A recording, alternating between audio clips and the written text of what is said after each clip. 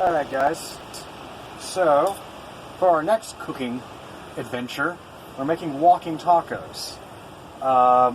This is basically a taco you can walk around and eat without getting your fingers dirty. So what I'm doing right now is I'm just cooking up the meat here, and I'm doing it on the grill, because why not? And Mother, would you like to explain further what walking tacos are? So walking tacos are a taco that you can eat while you're moving around. You're going to take an individual size of chips, such as Doritos or Fritos, and you're going to put your taco meat in it, and you're also going to put in any of your taco toppings, like your lettuce and your cheese and your taco sauce and anything else you want to with it. The great thing about walking tacos at a campout is you can save your leftovers and put them in your eggs the next morning for breakfast. Boom. And then we just come back here in a few minutes and stir it all up and do that a few times. That way they get nice and evenly cooked and not burned.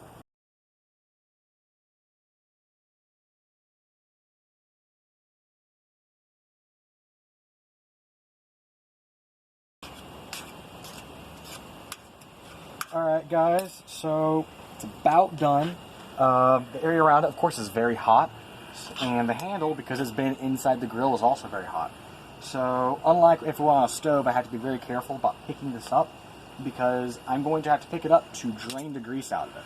Because if I don't do that, then the walking taco will be much more of a sloppy mess than it's supposed to be. More of a sloppy Joe and less of a taco. So, I'm just trying to find large chunks in here and cut them open and make sure that they're cooked all the way through. Because if they're cooked all the way through, then everything is probably cooked. It looks like there's some stuff over here that isn't quite cooked. So I'll probably let it go for another minute or two.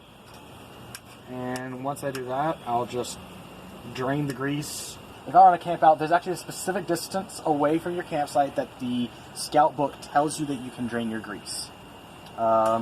Otherwise, there should be a grease trap somewhere, which is a better place to drain your grease at, because that way if an animal comes up to it, they can't actually get to the grease. Check your scout books for that one.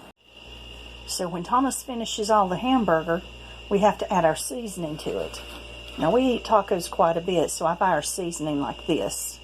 And the directions say to take 2/3 of a cup of water and add 1/4 of a cup of the seasoning into it, like that. And then you just stir it up really, really well.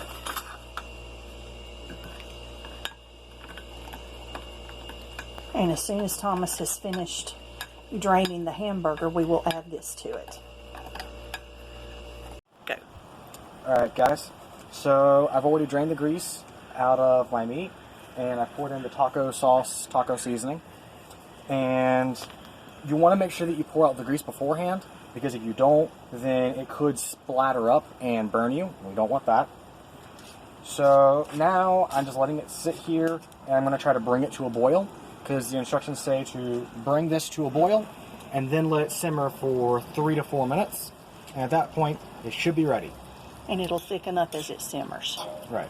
And as you can see, the color of the meat has changed a little bit from your typical brownish to a little bit more of a reddish brownish color, and that's just because I've stirred it up really well and gotten all the taco sauce all over all the meat, and we can see it's already starting to come to a boil now.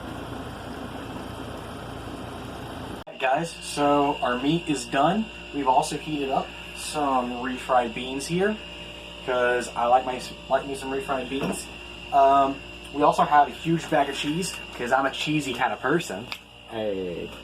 Now, when you're doing this, you typically want a small bag of chips. I went with Bugles because when we were looking, we couldn't find Fritos in the right size. Mom is going to take what Fritos we had and probably eat them off of a plate.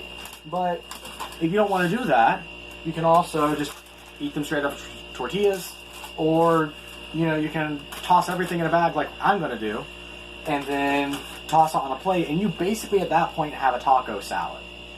You can also add some black beans. You can add some picante sauce or some salsa. You can basically add whatever you would normally have on a taco to a walking taco. If you're going to do like lettuce or tomatoes, then I would probably like dice it up or slice it up real good, just so that way it works in better with stuff. But yeah, you can treat it more or less like a normal taco. It's just in a bag.